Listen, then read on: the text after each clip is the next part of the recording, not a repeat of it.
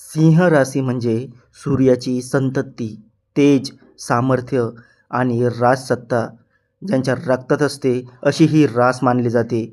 आणि ज्यांचा जन्म या राशीत होतो त्यांच्या आयुष्यात साधेपणा कमी आणि अचानक घडणाऱ्या धक्कादायक घटना जास्त असतात. कारण सिंह राशींच्या लोकांवर सूर्याची विशेष कृपा असते.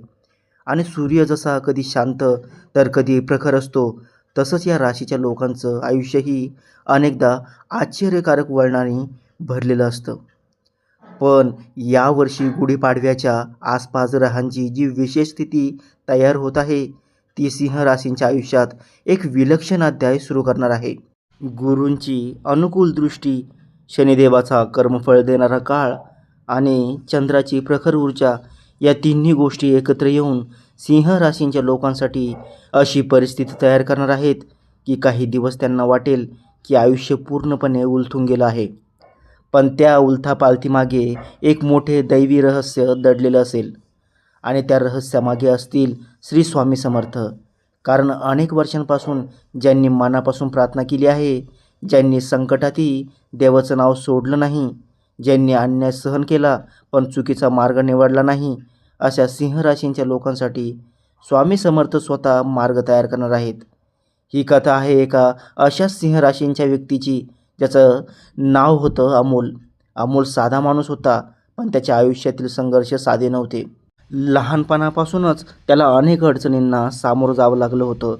घरची परिस्थिती कधी चांगली तर कधी अत्यंत कठीण असायची. वडिलांचा व्यवसाय अचानक बंद पडला होता आणि घरावर कर्जाचा डोंगर उभा राहिला होता. आई रोज देवासमोर दिवा लावून स्वामी समर्थांचं नाव घ्यायची आणि अमोलला सांगायची की बाळा, लक्षात ठेव, स्वामी समर्थ कधीही आपल्या भक्तांना सोडत नाहीत.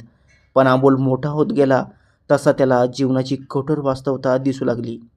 नोकरी मिळत नव्हती. जिथे काम करायला जायचा तिथे काही ना काही अडथळा यायचा. काही मित्रांनी फसवलं, काही नातेवाईकांनी पाठ फिरवली आणि एक वेळ अशी आली की अमोल पूर्णपणे निराश झाला. पण एक गोष्ट मात्र कायम होती, ती म्हणजे स्वामी समर्थांवरचा त्याचा विश्वास.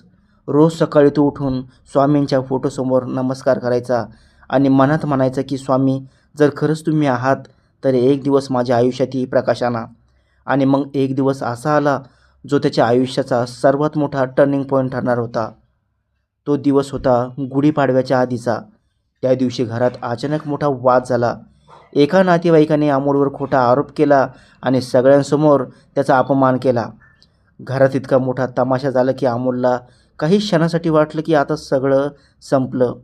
आई रडत होती, वडील शांत बसले होते आणि नातेवाईक कटाक्ष टाकत होते. त्या रात्री अमोल घराबाहेर निघून गेला आणि जवळच्या मंदिरात जाऊन बसला. मंदिरात पूर्ण शांतता होती. फक्त दिव्याचा हलका प्रकाश आणि घंटांचा मंद आवाज ऐकू येत होता. अमोल स्वामी समर्थांच्या मूर्तीसमोर बसला आणि डोळ्यात पाणी येऊन म्हणाला, स्वामी, आता खरंच काही उरलं नाही. लोकांनी माझा अपमान केला. आयुष्यभर प्रामाणिक राहिलो तरीही काही मिळालं नाही. जर तुम्ही खरंच असाल तर मला एक चिन्ह द्या की मी एकटा नाही. आणि असं म्हणत तो तिथेच बसून राहिला. काही वेळानंतर थकून त्याला झोप लागली आणि त्या झोपेत त्याला एक विलक्षण स्वप्न पडलं. स्वप्नात त्याने पाहिलं की एक मोठा प्रकाश त्याच्या समोर येत आहे आणि त्या प्रकाशातून स्वामी समर्थ प्रकट झाले आहेत. त्यांच्या चेहऱ्यावर एक शांत स्मित होतं आणि त्यांनी अमोलकडे पाहून फक्त एवढंच म्हटलं, घाबरू नकोस, सिंह कधीही कायमचा पडत नाही. तुझ्या आयुष्यातील वादळ संपत आलं आहे. उद्यापासून तुझं नशीब बदलायला सुरुवात होईल. आणि इतकं बोलून ते अदृश्य झाले. अमोल अचानक जागा झाला. त्याच्या अंगावर अक्षरशः काटा आला होता आणि मंदिरातला दिवा अजूनही तेव्हाच पेटत होता. त्या क्षणी त्याला जाणवलं की हे फक्त स्वप्न नव्हतं तर स्वामींचा संकेत होता. पण त्याला अजूनही कळत नव्हतं की पुढे काय होणार आहे. दुसऱ्या दिवशी सकाळी जे घडलं ते त्याच्या कल्पनेपलीकडचं होतं.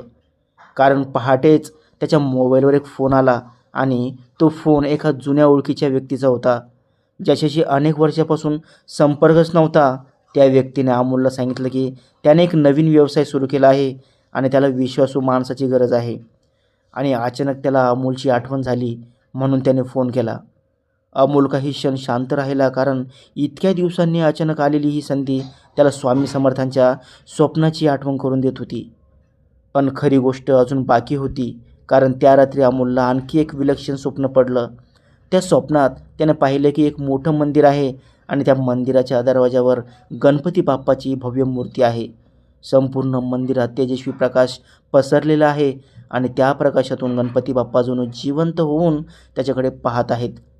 बाप्पाने हसत हात वर केला आणि जणू आशीर्वाद देत म्हणाले की विघ्न दूर होत आहे, घाबरू नकोस, तुझ्या मार्गातील अडथळे आता संपत आहेत. आणि त्या क्षणी अमोलला असं वाटलं की त्याच्या छातीवरचा सगळा भार हलका झाला आहे. सकाळी उठल्यावर त्याच्या मनात एक वेगळाच आत्मविश्वास होता, पण त्याला अजूनही माहिती नव्हतं की पुढे काय होणार आहे. काही दिवसातच त्याने त्या नवीन कामाला सुरुवात केली आणि सुरुवातीला ज्या लोकांनी त्याच्यावर शंका घेतली होती तेच लोक हळूहळू त्याच्या कामाचं कौतुक करू लागले.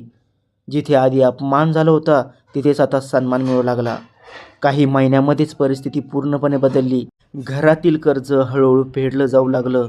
आईच्या चेहऱ्यावर पुन्हा हसू दिसू लागलं आणि वडील अभिमानाने लोकांना सांगू लागले की माझा मुलगा हार मानणाऱ्यापैकी नाही. पण या सगळ्यात सर्वात मोठा क्षण तो होता जेव्हा अमोल पुन्हा त्या मंदिरात गेला जिथे त्याला स्वामी समर्थांचं दर्शन स्वप्नात झालं होतं. मंदिरात प्रवेश करताच त्याच्या डोळ्यात पाणी आलं, कारण त्याला जाणवलं की ज्या रात्री तो पूर्णपणे तुटून गेला होता त्याच रात्री स्वामींनी त्याच्या आयुष्याचा मार्ग बदलायला सुरुवात केली होती. तो शांतपणे स्वामी समर्थांच्या मूर्तीसमोर बसला आणि मनात म्हणाला, स्वामी तुम्ही खरंच आहात, कारण जेव्हा सगळे दूर गेले तेव्हा तुम्ही माझ्यासोबत उभे राहिलात. आणि त्या क्षणी त्याला एक गोष्ट पूर्णपणे समजली की देव कधीही उशीर करत नाहीत, ते फक्त योग्य वेळ येईपर्यंत आपल्याला तयार करत असतात. सिंह राशींच्या लोकांचं आयुष्यही असंच असतं, कारण त्यांना मिळणारं यश अचानक येत नाही तर अनेक वादळानंतर येतं. पण एकदा सूर्य उगवला की त्याचा प्रकाश सगळीकडे पसरतो. अगदी तसंच अमोलच्या आयुष्यात घडलं, कारण ज्या लोकांनी त्याच्यावर शंका घेतली होती तेच लोक आता त्याचं उदाहरण देऊ लागले. समाजात त्याचं नाव आदराने घेतलं जाऊ लागलं आणि त्याच्या आयुष्यातील तो काळ जो कधी काळोखासारखा वाटत होता तोच आता त्याच्या यशाची सुरुवात ठरला. आणि हीच खरी शिकवण आहे सिंह राशींवाल्यांसाठी, कारण कधी कधी जीवनात येणारे धक्के हे विनाशासाठी नसतात तर नव्या सुरुवातीसाठी असतात. घरात होणारे वाद, लोकांची शंका, अपमान आणि अडचणी हे सगळं फक्त एक परीक्षा असते आणि जे त्या परीक्षेत टिकून राहतात त्यांच्यासाठी देव स्वतः मार्ग तयार करतात. म्हणून सिंह राशीवाल्यांनो, जर तुमच्या आयुष्यात सध्या अडचणी चालू असतील तर घाबरू नका, कारण कदाचित हा तोच काळ असेल ज्यानंतर तुमचं नशीब पूर्णपणे बदलणार आहे. कदाचित देव तुमच्यासाठीही एखादं दार उघडण्याच्या तयारीत असतील. फक्त विश्वास ठेवा, मेहनत करत राहा आणि देवाचं नाव सोडू नका, कारण जेव्हा स्वामी समर्थ, गणपती बाप्पा आणि शनिदेवांची कृपा एकत्र होते तेव्हा साध्या माणसाचं आयुष्यही राजासारखं बनू शकतं. आणि लक्षात ठेवा, सिंह कधीही कायमचा पराभूत होत नाही, तो पुन्हा उभा राहतो आणि आधीपेक्षा जास्त ताकदवान बनतो. त्यामुळे धैर्य ठेवा, कारण कदाचित तुमच्या आयुष्यातील सर्वात मोठा चमत्कार अजून पुढेच तुमची वाट पाहत असेल. सिंह राशीवाल्यांनो, लक्षात ठेवा, येणारे दिवस सुरुवातीला थोडे धक्कादायक वाटू शकतात, पण त्या प्रत्येक घटनेमागे दैवी योजना दडलेली आहे. स्वामी समर्थ, गणपती बाप्पा आणि शनिदेवांची कृपा तुमच्या पाठीशी असेल तर कोणतीही अडचण तुमचं काहीही बिघडू शकत नाही. धैर्य ठेवा, श्रद्धा ठेवा आणि मेहनत करत राहा, कारण सिंह कधीही कायमचा पराभूत होत नाही, तो पुन्हा उभा राहतो आणि सिंहासनावर आरूढ होतो. मित्रांनो, व्हिडिओ आवडला असेल तर व्हिडिओला लाईक करा, तुमच्या मित्रांसोबत शेअर करा आणि चॅनलला सबस्क्राईब करायला विसरू नका. श्री स्वामी समर्थ.